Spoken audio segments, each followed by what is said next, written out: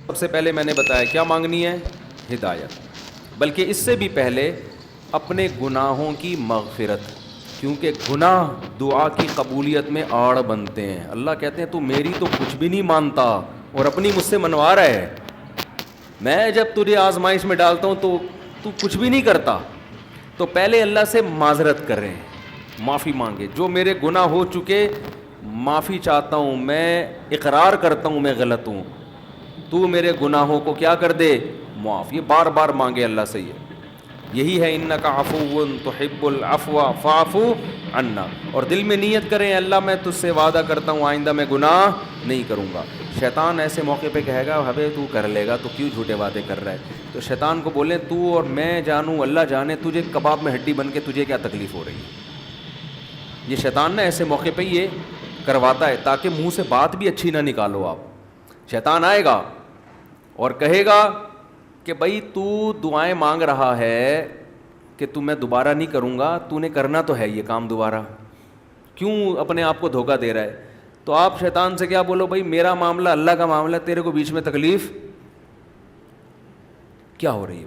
جیسے میں جب شادی کر رہا تھا تو لوگ محلے والے کہہ رہے تھے مفتی صاحب کو کیا ہو گیا، پھر تیسری شادی کر رہے ہیں؟ تو ایک صاحب نے کہا بھائی اپنے خرچے پہ کر رہے ہیں، لڑکی کے ابا راضی ہیں، تو آپ کو تکلیف کیا ہو رہی ہے؟ ان کے گھر والوں کو ہو تو سمجھ میں آتا ہے۔ تو یہی بات شیطان کو سمجھا دیا کریں، صحیح ہے نا؟ یہ وسوسے ڈالتا ہے شیطان عمل سے روکنے کے لیے۔ تو بھائی جب بعد میں خدا نخواستہ ہو گیا تو دوبارہ توبہ کر لیں گے۔ اب یہ تھوڑی کہ اگر ہونے کا خطرہ ہے تو ہم کوئی اچھا کام ہی نہ کریں، باقی اچھے عمل بھی چھوڑ دیں اس چکر میں کہ ہم سے تو گناہ ہو جاتا ہے تو اب ہم کیا، ہمیں کیا بھائی، ہو جاتا ہے تو جب ہوگا تو دیکھا جائے گا، ابھی تو نہیں ہو رہا نا، ابھی تو جذبہ ہے نہیں کریں گے بس۔ تو پہلے کیا کرنا ہے؟ گناہوں سے توبہ، اس کے بعد ہدایت کی دعا۔ سب سے بڑی ضرورت کیا ہے؟ سیدھے راستے پر چلنے کی توفیق، اس میں اپنے لیے، بیوی بچوں کے لیے، اپنے والدین اور بہن بھائی اور ان کی ازواج اور اولاد، یہ پورا بڑے بڑے رشتے کور ہو گئے اس میں، ٹھیک ہے نا۔ پھر تیسرے نمبر پر دین کی خدمت کی دعا کہ اللہ ہم سے دین کا بہت کام لے لے، کیونکہ علماء کے لیے تو سب سے بڑا کی فضیلت ہی یہی ہے کہ اللہ ان سے دین کی خدمت لے لے۔ وہ دنیا میں کاروبار کے لیے نہیں ہے، شادیوں کے تو ایک ضمنی چیز ہے، اس کے لیے شادیوں کو پروموٹ کرنے کے لیے ضرور ہے کیونکہ وہ بھی دین کا ایک حصہ ہے۔ تبھی ہمارے حضرت مفتی رشید احمد صاحب کہتے تھے علماء کو خود شادیاں نہ کرو، لوگوں کو ترغیب دو۔ لوگ کہتے تھے حضرت ترغیب کیسے دیں جب خود نہیں کریں گا؟ خود کرو گے تو دین کے کام کے قابل نہیں رہو گے۔ اتنے جھگڑے ہوں گے نا کہ بس اسی کام کے رہ جاؤ گے اور کسی کام کے نہیں رہو گے۔ تو البتہ یہ سنت ہے ضروری، تو لوگوں کو ترغیب دو، لیکن وہی بات ہے کہ ایسے ترغیب دیں لوگ کہیں گے خود کر نہیں رہا۔ تو اس لیے ہم نے کہا کہ آدھی بات آپ کی لیں گے، آدھی ہم اپنی لیں گے۔ ہم نے حضرت کی آدھی بات لی کہ لوگوں کو ترغیب دو، دوسری جو تھی نا خود نہیں کرو، یہ والی نہیں لی ہم نے، ٹھیک ہے نا، خود بھی کریں گے ٹھیک ہے نا۔ تو دوسری دعا کیا کرنی ہے؟ اے اللہ دین کا کام مجھ سے بہت زیادہ لے لے۔ تاجر ہے وہ بھی دعا کر سکتے ہیں دین کا کام لے لے، اللہ اس کے مال سے مدارس بنوا دے، مسجدیں بنوا دے، یتیم خانے کھلوا دے، تو کتنی بڑی بات ہے۔ چوتھی دعا عافیت کی، یہ نہ مانگا کرے اللہ مجھے مال و دولت دے دے، اے اللہ میری تنخواہ 2 کروڑ کروا دے، اس طرح کی دعائیں یہ جزیات ہیں، ہدف کو فوکس کرنا چاہیے۔ اللہم انی اسألک العفو والعافیہ، معافی چاہتا ہوں، عافیت والی زندگی، ٹینشنوں سے پاک زندگی چاہیے۔ اب وہ اللہ کی مرضی ہے، پیسہ دے کے ٹینشن سے پاک کر دے یا بغیر پیسے کے آپ کو ٹینشن فری بنا دے۔ عافیت چاہیے مجھے، فی الدین والدنیا والآخرہ، دین میں بھی عافیت، میرا دین بھی مصیبتوں سے محفوظ رہے، میری دنیا بھی اور آخرت بھی، وفی اہلی و مالی، میرے گھر بار بھی پریشانیوں سے محفوظ رہے، بیوی بچے بھی، و مالی اور میرا مال بھی مصیبتوں سے محفوظ رہے۔ مالوں پہ ہلاکتیں آ جاتی ہیں، فیکٹریوں کو آگ لگ جاتی ہے، تو یہ بڑی جامع دعا ہے، سمجھتے ہو؟ اس کے بعد ایک دعا اللہ سے اور مانگ لو۔ شادی شدہ آدمی کے لیے گھر ایک بڑی ٹینشن ہوتا ہے نا، وہ کہہ سکتا ہے کہ میں اللہ سے مصیبت سے پناہ مانگ رہا ہوں، تو مصیبتیں تو میں نے گھر میں خود پالی ہوئی ہیں. شادی شدہ لوگ، بعض لوگوں کی یہ رائے ہوتی ہے، تو یوں دعا مانگو، ربنا ھب لنا من ازواجنا وذریاتنا قرۃ اعین، اے اللہ ہمیں ہماری ازواج یعنی بیویوں اور اولاد کی طرف سے آنکھوں کی ٹھنڈک. یہ دعا عورت بھی مانگ سکتی ہے کیونکہ زوج کا لفظ بیوی پر بھی اور شوہر پر بھی. آنکھوں کی ٹھنڈک دے، ان کو ہماری آنکھوں کی ٹھنڈک بنا دے. جب ہم گھر آئیں تو خوشی ہو، میری وائف بیٹھی ہوئی ہے ماشاءاللہ، میرے بچے بیٹھے ہوئے ہیں، خوشی ہو. یہ نہ ہو کہ جب گھر آئے تو پتہ چلا بیگم میکے گئی ہوئی ہے تو خوشی سے پاگل ہو جائے آدمی، جیسے کہ آج کل ہو رہا ہے. وہ ٹک ٹاک پہ آتے تھے نا پہلے، اب تو پتہ نہیں موقع ہی نہیں ملتا دیکھنے کا. وہ ایک آدمی کا دکھایا، اس کی بیوی میکے جا رہی ہے تو وہ بڑا پریشان نہ کہ یار جا رہی ہے، کوئی افسوس ہوا، اور ادھر منہ کر کے خوشی سے ناچ رہا ہے. ٹھیک ہے نا؟ تو یہ کنڈیشن نہ ہو. اے اللہ ہمارے گھر والوں کو اور اولاد کو ہمارے لیے آنکھوں کی ٹھنڈک. آنکھوں کی ٹھنڈک کا یہاں مطلب یہ ہے کہ ان کو نیک بنا دے. ان کو کیا بنا دے؟ نیک، شریف، شرفا. نماز روزے میں لگے ہوئے ہوں، گھر جاؤ تلاوت کا ماحول ہو، دعاؤں میں لگے ہوئے ہوں، تلاوت کر رہے ہوں. تو جس کی فطرت صحیح ہو اسے یہ عمل دیکھ کر اس کی آنکھیں کیا ہو جاتی ہیں؟ ٹھنڈی. اور اگر آپ گھر میں گئے، بیگم صاحبہ ڈرامہ دیکھ رہی ہیں، سین چل رہا ہے بڑا ٹائٹ قسم کا نا، اور بچے بھی پب جی پہ لگے ہوئے ہیں، فلمیں دیکھ رہے ہیں، میوزک سن رہے ہیں، خدا کی قسم اس سے آپ کی آنکھیں ٹھنڈی نہیں ہوں گی. میں لوگوں سے کہتا ہوں اپنی بچی کو اسکارف پہناؤ، پراپر ڈریس پہناؤ، پھر دیکھو کتنی پیاری لگے گی آپ کو. اور آپ اس اسکارف جو ہے نا اور اسکرٹ پہنا دو، سلیو لیس کپڑے پہنا دو، آپ کو وہ آنکھوں کی ٹھنڈک نہیں لگے گی. گھر کا ماحول دینی ہو، طہارت کا، نماز کا، تلاوت کا، معمولات کا. تبلیغ والے کروا دیتے ہیں، اپنی عورتوں کو تبلیغ میں وقت لگواؤ گے تو گھر میں یہ معمولات شروع ہو جائیں گے. تبلیغ میں بڑی جان ہے. بڑے بڑے لوگوں کو میں نے دیکھا ہے، بیگم کنٹرول میں تھی، تبلیغ میں لے گئے، صحیح ہو گئی، وہ گھر کا ماحول بن گیا. اور گھر کا ماحول عورت سے بنتا ہے، آدمی سے نہیں بنتا. تو آنکھوں کی ٹھنڈک بنا دے. وَجْعَلْنَا لِلْمُتَّقِينَ إِمَامًا، یہ اسی کی تفسیر ہے. اور ہمیں پرہیزگاروں کا امام بنا. یہ مطلب نہیں کہ اگلے الیکشن میں ہم جیت جائیں. پرہیزگاروں کا امام کا مطلب امام تو ہم ہیں ہی، ہمارے ماتحتوں کو پرہیزگار کر دے، اچھے لوگوں کے سربراہ ہوں ہم. تو بیوی بچے آپ کے ماتحت ہوتے ہیں نا، تو ہمیں ان کو کیا بنا دے؟ تو پرہیزگار بنا دے. تو یہ دعا بھی بہت امپورٹنٹ ہے. اللہ نے نیک لوگوں کی صفات میں یہ دعا بھی بیان کی ہے کہ وہ ہم سے یوں دعا مانگتے ہیں. اور دو دعائیں اور جلدی سے بتا دوں، یہ ٹاپک نہیں تھا، لمبا ہوتا جا رہا ہے مسلسل، اس پہ میں مستقل انشاءاللہ بیان کروں گا. دو دعائیں اور لیلۃ القدر میں، اور ویسے بھی معمول بنائیں. ایک دعا یہ کہ جہنم کی آگ سے خلاصی، بار بار قرآن یہ بیان کرتا ہے، جنت کی طلب اور جہنم کی آگ سے خلاصی. قرآن بار بار کہتا ہے ہمارے نیک بندوں کے دل میں جنت کی اتنی لالچ ہے کہ راتوں کو اٹھ اٹھ کے اللہ کو پکارتے ہیں کہ اللہ ہمیں اس جنت کا وارث بنا دے، محروم نہ کرنا اس جنت سے. جن کا آخرت پر ایمان نہیں ہے نا، انہوں نے جنت کو دوسرے درجے پہ رکھا ہوا ہے. میں بھی ہو سکتا ہے جنت ہو، مل جائے تو ٹھیک ہے، اس طرح سے مانگ رہے ہوتے ہیں.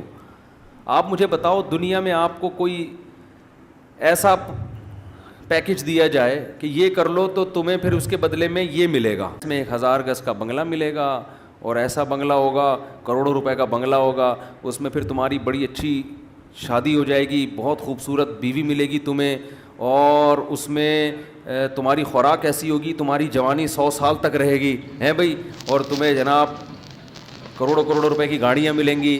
یعنی جنت کے 10ویں حصے کی بات اگر ہم سے کی جائے دنیا میں، تو میرا خیال ہے سارا دن اس کی تلاش اور طلب کے علاوہ ہمارا کوئی کام نہیں ہوگا. کیونکہ یقین ہے نا، اس دنیا کو دیکھا ہوا ہے، آخرت کو دیکھا نہیں ہے. تو اللہ تعالیٰ کہتے ہیں کہ ہمارے نیک بندے راتوں کو اٹھ کے اللہ سے کیا مانگتے ہیں؟ جنت. کہ اللہ ربنا وآتنا ما وعدتنا علی رسولک، اے اللہ تو نے پیغمبروں کی زبان سے جس جنت کا ہم سے وعدہ کیا ہے، وہ اس وعدے سے ہمیں محروم نہ کرنا، وہ دینا ہمیں جنت، ہم محتاج ہیں اس کے. وہ بڑی دل نشیں جنت ہے. ایسا نہ ہو کہ نیک لوگ اس میں جا رہے ہوں اور ہمیں اس سے روک دیا جائے. اس وقت یہ منظر قہر بن کے گرے گا آپ کے اوپر, بہت بڑی ٹینشن ہوگی. اور جہنم کی آگ سے پناہ, ربنا صرف عنا عذاب جہنم, جہنم کی آگ کو ہم سے دور کر دے. تو یہ چند دعائیں ہیں جو مانگا کریں پابندی کے ساتھ. سمجھتے ہو کہ نہیں سمجھتے؟ اور ایک آخری دعا, اگر آپ کے والدین دنیا سے جا چکے ہیں یا آباء و اجداد کوئی بھی جا چکے ہیں, ان کی مغفرت کی دعا. ان کو بھولنا, جن میں والدین تو بہرحال وہ تو زندگی بھر نہیں بھولنا ان کو. جب مغفرت کی دعا تو سب سے پہلے اپنے والدین کے لیے الگ الگ مانگا کرو, باپ کے لیے الگ اور ماں کے لیے الگ. ہول سیل کے حساب سے نہ مانگا کرو. بعض لوگ ہول سے, یا اللہ جتنے بھی مرحومین دنیا سے جا چکے ہیں سب کی مغفرت فرما دے. تو مرحومین میں ابا بھی آ گئے, اماں بھی آ گئے, نانی بھی آ گئی, دادی بھی, سب ہول سے. دعاؤں میں ہول سیل نہیں چلتا, نام لے لے کے اس میں زیادہ خشوع و خضوع پیدا ہوتا ہے. سمجھتے ہو؟ اب ظاہر ہے سارے مرحومین کا تو نام لے نہیں سکتا نا, تو خود ہی مرحومین میں داخل ہو جائے گا تھوڑی دیر میں. تو چند اسپیسیفک مرحومین کا نام لے کے پھر ہول سیل کے حساب سے کہ جتنے دنیا سے مسلمان جا چکے ہیں اللہ مغفرت کرے. تو یہ کام ضرور کرنا چاہیے لیلۃ القدر میں. اور لیلۃ القدر میں مخصوص عبادت ثابت نہیں ہے. یہ جو چل رہا ہوتا ہے نا کہ پہلی رکعت میں یہ سورت پڑھیں, پھر یہ سورت پڑھیں, پھر یہ سورت پڑھیں, یہ سب چیزیں غیر ثابت ہیں, بدعت ہیں. ان سے اجتناب کریں. تمام دوائیں بچوں کی پہنچ سے دور رکھیں. تمام بدعتیں اپنی اور بچوں کی پہنچ سے دور رکھیں. تو لیلۃ القدر میں آپ سمپل نماز پڑھیں, زیادہ سے زیادہ دعا مانگیں, اور تسبیحات ہیں, تلاوت ہے, یہ کام کریں. سمجھتے ہو؟ دوسرا, جتھے نہ لگائیں لیلۃ القدر میں. اس کو بھی لوگوں نے ایک شو بنا لیا ہے. جتھے دوست احباب مسجد میں ٹوپیاں پہن کے جا رہے ہیں اور پھر بیٹھے ہوئے ہیں, گپے لگ رہی ہیں, ہاں ہلا گلا چل رہا ہے, پھر چلو جی جماعت سے نماز ہو رہی ہے. ٹھیک ہے, جماعت سے نماز بھی پڑھ سکتے ہیں, لیکن تراویح میں تو بڑی جماعتیں جائز ہیں. تو ثابت ہے خلفائے راشدین سے. تہجد میں بڑی جماعت ثابت نہیں ہے, لہذا یہ بھی بدعت ہے. تراویح تو ثابت ہے نا, اس میں تو جتنے پوری مسجد بھر جائے, لیکن تہجد میں اس طرح تداعی کہ اتنے لوگوں کو اکٹھا کرنا کہ قاری صاحب تہجد پڑھا رہے ہیں سب لوگ آ جاؤ, یہ نبی سے ثابت نہیں ہے. جب ثابت نہیں ہے تو جائز بھی نہیں ہے. تو اس لیے تہجد میں اگر کسی نے جماعت پڑھنی ہے 2-3 سے زیادہ افراد کو اکٹھا بولو نہ کرے, تاکہ زیادہ تعداد نہ ہو جائے لوگوں کی. لیکن بہتر یہی ہے کہ اپنے طور پہ پڑھیں تہجد. تراویح ہو گئی جماعت کے ساتھ, باقی نوافل کیسے پڑھیں؟ انفرادی میں الگ اللہ سے تعلق بنتا ہے, جماعت میں الگ تعلق بنتا ہے. تو اس میں انفرادی کو فوکس کریں. تو کوئی مخصوص صورتیں پڑھنا, پہلی رکعت میں یہ, دوسری میں یہ بھی بدعت ہے. صلاۃ التسبیح کی جماعت بھی جائز نہیں ہے. سمجھتے ہو؟ صلاۃ التسبیح انفرادی طور پر تھوڑا سا اختلافی مسئلہ ہے. جمہور علماء کے نزدیک سنت ہے. بعض کچھ علماء ایسے بھی گزرے ہیں جو صلاۃ التسبیح کو نہیں سنت مانتے. وجہ اس کی یہ ہے کہ وہ کہتے ہیں اس بارے میں کوئی بھی صحیح حدیث موجود نہیں ہے. لیکن چونکہ روایات کی کثرت ہے, اور کثرت سے جب روایات ہوتی ہیں تو درجہ حسن تک حدیث پہنچ جاتی ہے. اس بیس پر بہت سے علماء کی رائے یہی ہے کہ پڑھ لینی چاہیے. تو جو اختلافی مسئلہ ہو اس میں اگر کوئی بھی رائے رکھتا ہے تو اس میں شدت جائز نہیں ہے. سمجھتے ہو کہ نہیں سمجھتے؟ تو اچھا, میرا موقف چونکہ یہ والا ہے جو ابن تیمیہ رحمہ اللہ کا موقف تھا, تو میں کیا, میری اوقات کیا, بعض بڑے علماء کا بھی وہی موقف ہے, تو اس لیے تو میں بھی اسی موقف کو مانتا ہوں. لیکن کوئی فتویٰ میں یہی دیتا ہوں جو جمہور کا ہے کہ بھائی ٹھیک ہے, جو مفتہ بھی قول تو یہی ہے کہ پڑھ لینا چاہیے. عبداللہ بن مبارک, علامہ ناصر الدین البانی رحمہ اللہ نے اس مسئلے میں عبداللہ بن مبارک کی تقلید کی ہے. ان کی نظر میں بھی اس بارے میں کوئی حدیث صحیح نہیں ہے, لیکن چونکہ عبداللہ بن مبارک سے اس کی سنیت منقول ہے تو انہوں نے اس مسئلے میں تقلید کی ہے. کس کی؟ عبداللہ ابن مبارک کی, کہ اتنے بڑے آدمی پڑھتے تھے تو ٹھیک ہے. تو خیر کہاں سے لمبی بات چلی گئی. تو لیلۃ القدر میں دعائیں مانگنی ہیں اور گناہوں سے معافی. تو گناہوں سے معافی میں, گناہ دماغ میں ہوں گے تو معافی مانگے گا نا, تو پہلے اپنے گناہوں کے بارے میں سوچنا بھی ہے کہ میرے اندر خرابیاں ہیں کیا. تو دیر آر 2 types آف خرابیز. خرابیوں کی کتنی قسمیں ہیں؟ 2. ایک اللہ سے معاملہ ٹھیک نہیں ہے, ایک اللہ کے بندوں سے. تو اللہ سے جو معاملہ ٹھیک نہیں ہے, فرض نماز آپ کے ذمے, روزے آپ قضا کر رہے ہیں, بد نظری کر رہے ہیں, سود کھا رہے ہیں, زنا کر رہے ہیں, انٹرنیٹ پر فحش فلمیں دیکھ رہے ہیں, داڑھی کاٹ رہے ہیں اور ازار ٹخنوں سے نیچے رکھتے ہیں اور زکوٰۃ نہیں دیتے, یہ سب کس کے حقوق ہیں؟ اللہ کے. حج نہیں کیا, فرض ہوا ہوا ہے آپ کے اوپر. اور مخلوق کے حقوق کیا ہیں؟ سب سے پہلے دیکھنا ہے وراثت تو پھوڑ پھاڑ کے نہیں بیٹھا ہوا میں کہیں, ابا کا انتقال ہو گیا ایسا تو نہیں میں کسی کا حصہ کھا رہا ہوں. بہن کے حقوق میں آتا ہے نا, وراثت پھوڑ پھاڑ کے بیٹھا ہوا ہے تو بھائی سب سے پہلے بہن کی وراثت اس کے حوالے. بڑا بھائی ہے تو چھوٹے بھائیوں کا حق تو نہیں کھا رہا, سمجھتے ہو؟ تو مخلوق میں سب سے پہلے مالی حقوق ہیں. پھر دیکھو قطع رحمی تو نہیں کی ہوئی, ایسا تو نہیں کوئی قریبی رشتہ دار ہو جس کو پورے پورے سال آپ پوچھنے کی توفیق ہی نہیں ملتی, تو قریبی رشتہ داروں کو منا لو, تھوڑا سا ہیلو ہائے کر لو, سلام دعا کر لو ان سے, کیا جا رہا ہے اس میں. تو یہ موٹے موٹے رشتہ داروں کے حقوق یہ سوچ کے اللہ سے توبہ کر لو اور وہ حقوق ادا کر لو. پھر لیلۃ القدر, لیلۃ القدر بنے گی.